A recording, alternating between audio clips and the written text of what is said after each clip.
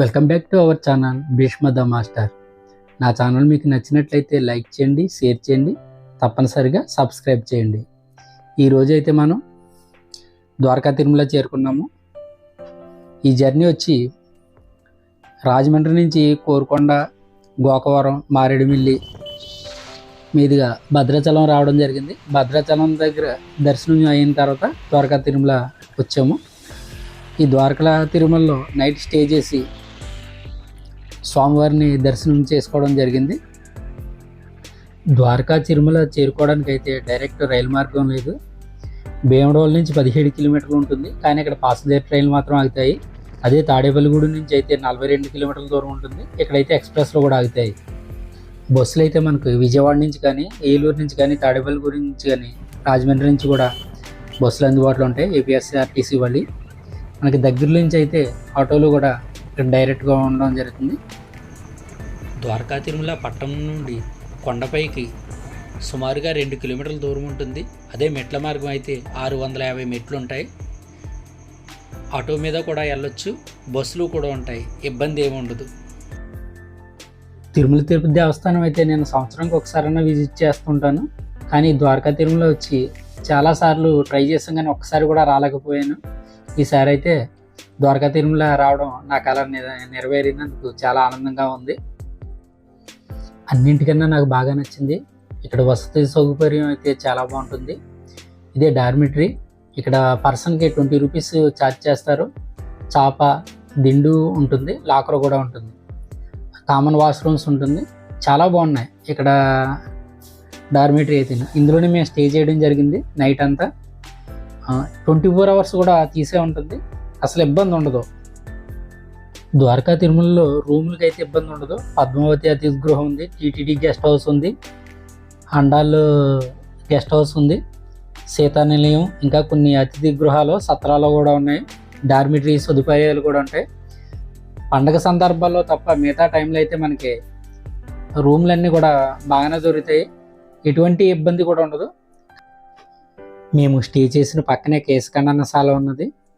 నేను ఎప్పుడు తిరుపతి వెళ్ళినా కానీ తలనీలాలు సమర్పించుకుంటాను. శ్రీ వెంకటేశ్వర స్వామికి మన ముడుపులు మొక్కుల్లో తలనీలాల్లో సమర్పించడం ముఖ్యమైనది. అదేవిధంగా ఈరోజు కూడా నేను కూడా స్వామివారికి నా తలనీలాలు సమర్పించుకోవడం జరిగింది. టెంపుల్ టైమింగ్స్ వచ్చి ఉదయం 6 గంటల నుంచి మధ్యాహ్నం 1 గంట వరకు ఉంటుంది. మధ్యాహ్నం 1 గంట నుంచి 3 గంటల వరకు దేవస్థానం క్లోజ్లో ఉంటుంది. మళ్ళీ 3 గంటల నుంచి రాత్రి 8 గంటల వరకు దేవస్థానం తెరిచే ఉంటుంది. పండగ రోజుల్లో తప్ప ఉత్తప్పుడైతే కొంచెం ఖాళీగానే ఉంటుంది. ఇక్కడ మనకి ఉచిత దర్శనం, శీఘ్ర దర్శనం 2 ఉంటాయి. కాకపోతే అంటే మనకి ఉచిత దర్శనంకి వెళ్తున్నాం, ఖాళీగానే ఉంది. ఈరోజు అయితే మాకు ఇంచుమించుగా ఒక ½ అన్ అవర్లో దర్శనం అయిపోతుంది. ద్వారకా తిరుమల దేవస్థానం వారు పచ్చదనానికి చాలా ప్రాముఖ్యత ఇచ్చారు. ఈ కొండ మొత్తం అంతా కూడా మొక్కలు నాటడం జరిగింది. అంతేకాకుండా ఎంట్రన్స్లో కూడా మంచిగా మొక్కలతో డెకరేట్ చేశారు. ఇది కనిపించేది మనకు మండపం. ఈ మండపం అయితే మాత్రం చాలా బాగుంది. ద్వారకా తిరుమల పేరు చెప్పేటప్పుడు మనకు గుర్తొచ్చేది ఈ మండపం. ఈ మండపం మాత్రం చాలా యూనిక్గా కట్టడం జరిగింది.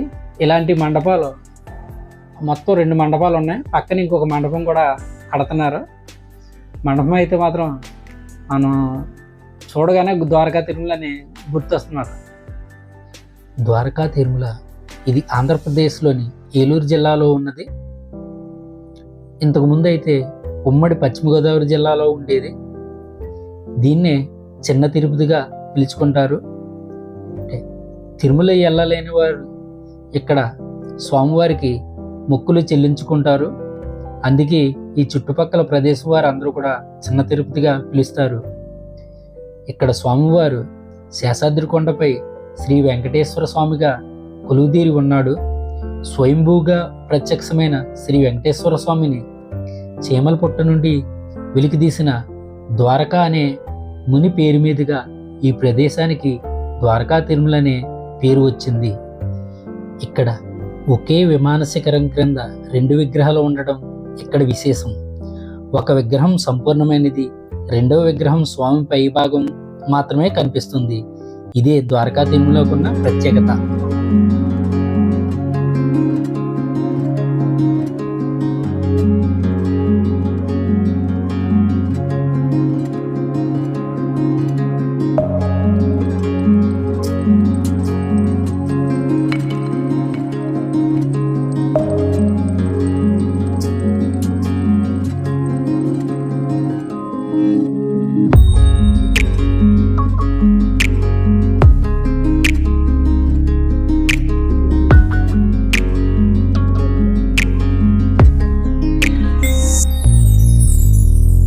దర్శనం అయిన తర్వాత మనకు బయటకు వచ్చినట్లయితే ఇక్కడ షాపింగ్ కాంప్లెక్స్లు ఉంటాయి.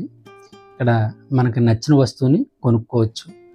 షాప్లో అయితే మంచి మంచి వస్తువులు కనువిందు చేస్తుంటాయి. ఈ ద్వారకా తిరుమలలో నాకు ఇంకొక నచ్చిన విషయం ఏంటంటే చాలా ప్రశాంతంగా ఉంటుంది, రద్దీ తక్కువ ఉంటుంది, స్వామివారి దర్శనం సంపూర్ణంగా చేసుకోవచ్చు. దేవాలయ పరిసర ప్రాంతాలు చాలా ఆహ్లాదకరంగా ఉంటాయి. ఇప్పటికి కూడా ఇక్కడ వర్కులు జరుగుతూ ఉన్నాయి. ద్వారకా తిరుమల దివ్యక్షేత్రాన్ని పరిపూర్ణంగా సందర్శించాలంటే ఒకరోజు సమయం కేటాయించవలసిందే. ఇక్కడ ప్రతిదీ విశేషమే, చాలా ప్రశాంతంగా ఉంటుంది. సప్తగోకులం అదే, స్వామివారి ప్రసాదాల కౌంటరు ఈ పక్కనే ఉంటుంది. ఇక్కడ నాకు అన్నింటికన్నా బాగా నచ్చినది ఏంటంటే స్వామివారి అన్నప్రసాదం. ఇక్కడ మనకు తిరుమల తిరుపతి దేవస్థానంలో ఏ విధంగా అయితే స్వామివారి అన్నప్రసాదం అందిస్తారో ఇక్కడ కూడా మధ్యాహ్నం సాయంత్రం 2 వేళలో కూడా భోజన సదుపాయం అందించడం జరుగుతుంది.